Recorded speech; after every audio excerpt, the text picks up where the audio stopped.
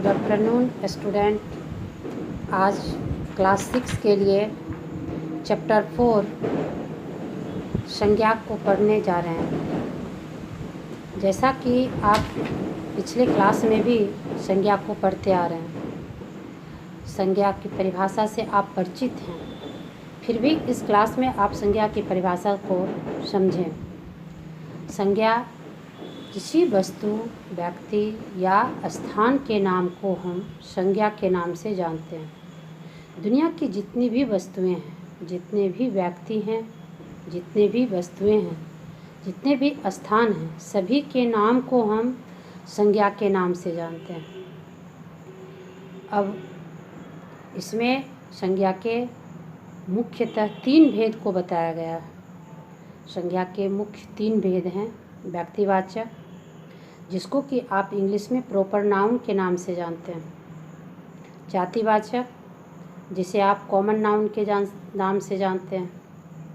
और भाववाचक, जिसे कि आप एब्स्ट्रैक्ट नाउन के नाम से जानते हैं। तो आप पहले सबसे इसकी परिभाषा को समझें।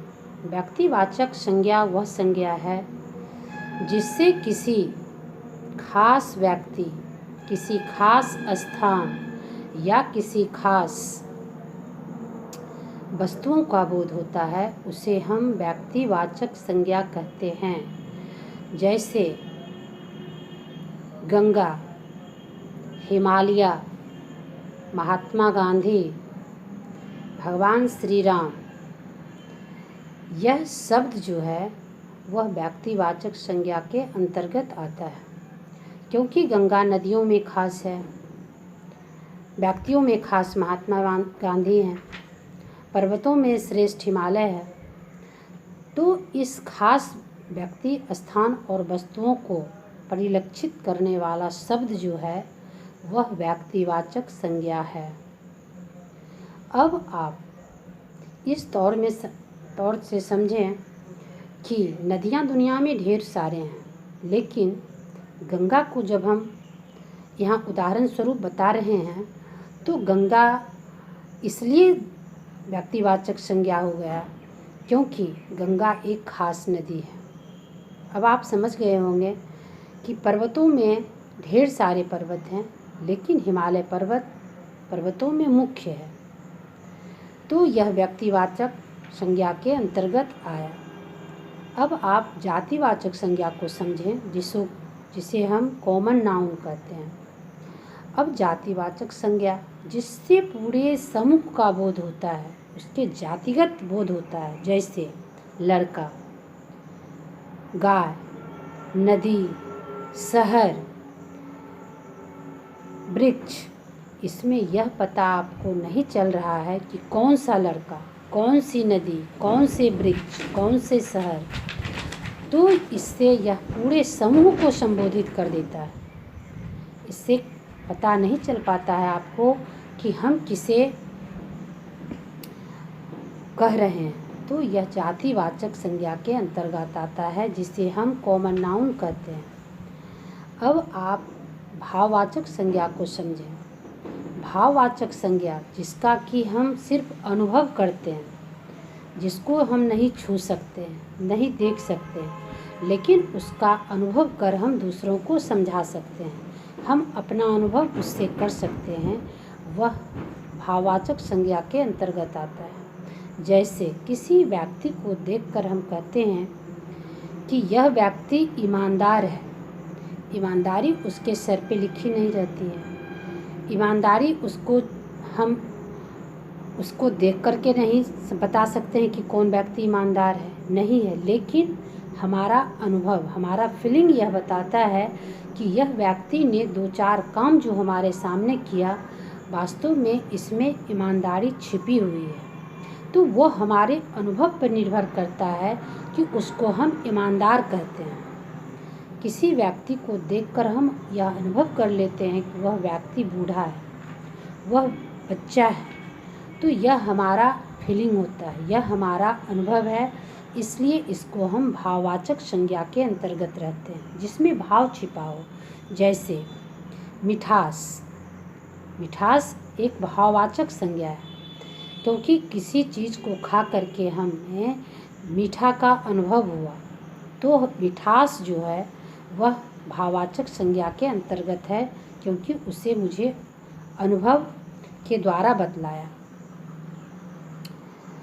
संज्ञा के उदाहरण में ढेर सारे उदाहरण हैं, जिससे आपको संज्ञा के बारे में आराम से पता चलता है।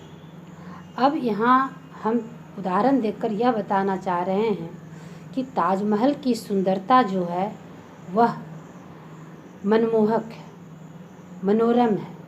तो यह ताजमहल जो है यहाँ, इसको आप समझिए। ताजमहल पहले व्यक्तिवाचक संज्ञा के अंतर्गत रखा गया, क्योंकि ताजमहल जो इमारत है वह दुनिया के आश्चर्यजनकों में से एक है। ताजमहल यहाँ व्यक्तिवाचक संज्ञा के अंतर्गत है।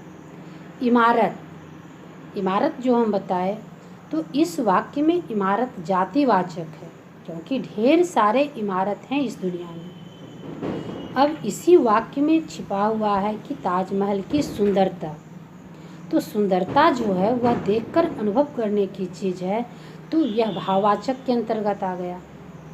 तो इस वाक्य में आपको यह गौर करने की बात है कि एक ही वाक्य में 3 तरह की संज्ञा, यह तीनों मिला हुआ है। ऐसे ढेर सारे वाक्य बच्चे को दिया जाता है, जिसमें यह बताया जाता है कि आप भाववाचक संज्ञा को गोला लगाकर बताएं, आप व्यक्तिवाचक संज्ञा को रेखांकित करें, आप जातिवाचक संज्ञा को चिन्हित करें। तो जो बच्चे इस तरह से संज्ञा के भेद को स्पष्ट रूप से समझ लेते हैं, वह हर वाक्य में तीनों संज्ञा के भेद को अलग अलग दिखा सकते हैं।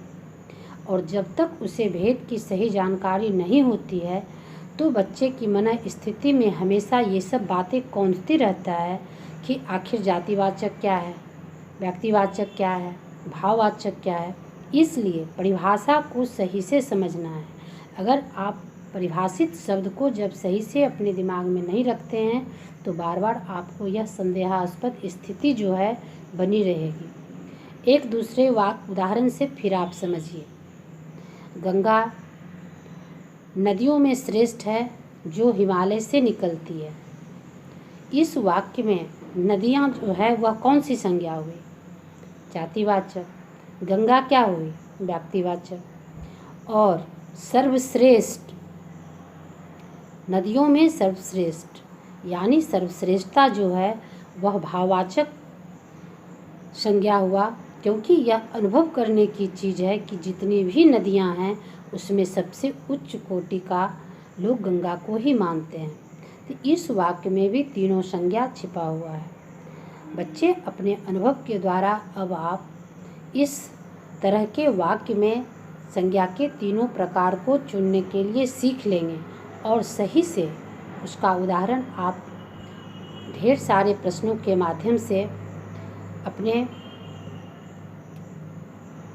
अंतर्गत जोड़कर उसको बनाएंगे। संज्ञा के अनेकों उदाहरण के द्वारा आपको अनेक प्रकार से उसको अलग अलग तरह से दिखाने के लिए ढेर सारे प्रश्नोत्तर की चर्चा पुस्तक में की गई है। जिस वाक्य में संज्ञा ना हो, क्रिया ना हो, सर्वनाम ना हो, वाक्य कभी नहीं बन सकता। और जब वाक्य की संरचना सही नहीं होगी तो साहित्य की संरचना कभी नहीं हो सकती है। इसलिए छोटी छोटी बातों को हमेशा हमें गौर करने की बात होती है। अगर आप छोटी छोटी बातों को अभी से नज़रअंदाज करते हैं तो फिर आप इस साहित्यिक भाषा को समझने में काफ़ी परेशान होंगे। छोटे छोटे उदाहरण के द्वारा अब आपको दिखाया जाता है कि आप किस तरह से संज्ञा के उचित चयन में उदाहरण के द्वारा समझे हैं या नहीं। पाठ के अनेकों भाग में संज्ञा के अनेक तरह से दिखाया गया है। जैसे अब बताया जाता है कि संज्ञा से विशेषण को किस तरह जोड़ा जाता है। विशेषण इस तरह संज्ञा को अच्छाई बुराई को लेकर बताता है ताकि संज्ञा का वहाँ महत्व बढ़ जाता है। बच्चे बहुत तेज़ी से दौड़ रहे हैं। बच्चे दौड़ रहे हैं लेकिन तेज़ी से दौड़ रहे हैं तो उसकी क्रिया की विशेषता को बताया जा रहा है। दौड़ना क्रिया है लेकिन तेज़ी से दौड़ना उसकी विशेषता है। उसी तरह से सीता क्या है? व्यक्तिवाचक संज्ञा है। सीता अति सुंदर है तो अति सुंदर होना उसकी विशेषता है। तो इसी तरह संज्ञा को दिखाने में अनेक शब्द भी वहाँ कामयाबी होते हैं। क्रिया का भी महत्व है, विशेषण का भी महत्व है, क्रिया विशेषण का भी महत्व है, लेकिन बिना संज्ञा के सारे चीज़ अधूरे हैं। हर वाक्य में संज्ञा का महत्व है। भले ही सर्वनाम शब्द बार बार आते हैं लेकिन वह क्यों आते हैं? उस वाक्य की सुंदरता को बढ़ाने के लिए आते हैं। बार बार हम संज्ञा शब्द का प्रयोग करते हैं तो वहाँ वह वाक्य थोड़ा अटपटा सा लगता है। इस पाठ में संज्ञा के बारे में आपको जो बताया गया इसको अच्छी तरह से समझकर प्रश्नोत्तर हल करेंगे। धन्यवाद।